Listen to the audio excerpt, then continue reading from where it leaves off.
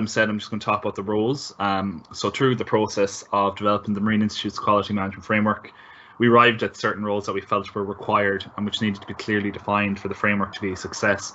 I think it's fair to say probably each of these roles is equal importance in the whole thing, but just to bring you through them very quickly.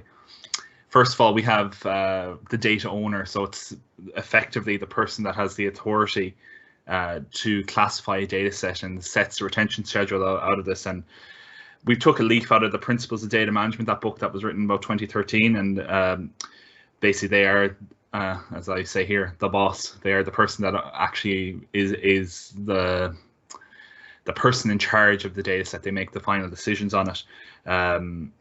They really say whether something, when I say retention schedule there, I mean that they're the person that sets whether something is worth retaining or not keeping around, or whether it's superfluous to requirements.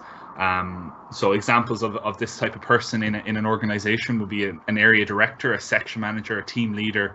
If you're a chief scientist on a project, if you're the principal investigator on a particular event or project, or program or directive or anything like that, if you're the project lead, or if you're indeed the license holder. So if you're the person that's at the end of the day in charge of the license of the data to be shared to anybody else, you are the data owner.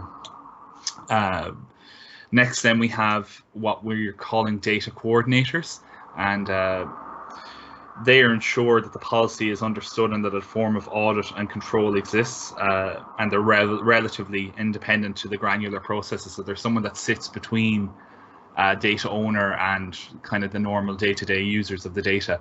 They coordinate things. They're a high-level administrator. They're a quality facilitator and enforcer, so they're the ones that kind of make sure that the quality procedures are up to scratch and then they're actually coming into effect. And then they liaise between the different areas, so they're bringing together people from different teams that may not otherwise integrate with each other.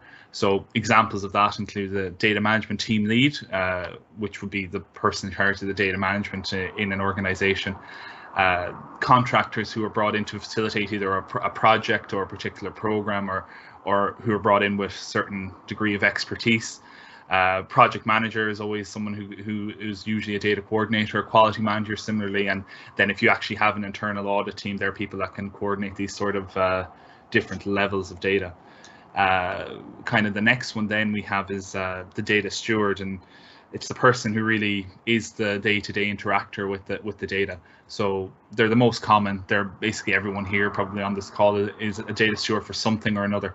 They're the controller of the data. They move it around. They amend it, they adjust it, they add to it, they take away from it. They're generally a domain-specific expert with some technical knowledge. Usually they'll have a lot of technical knowledge, but at the very least they'd understand the data itself or understand its importance. So examples of this would include technicians, the actual data processor, an officer in an organization, or basically anyone who manages data in the workplace. It could be an Excel file that's kept, it could be a massive database, it could be a file store, it could be anything like that. But anyone who has any contact with data is a data steward in our book. And then finally I have the others, which are, I'm going to call steering group and supporting roles as a title, but say the supporting roles are a data protection officer, someone who with GDPR and everything else that's going on in the last couple of years, someone who actually has to look after the sensitivity and the confidentiality of the data and appropriately categorize it. Generally, there's someone in corporate services or somebody at a high level on probably an executive board very often.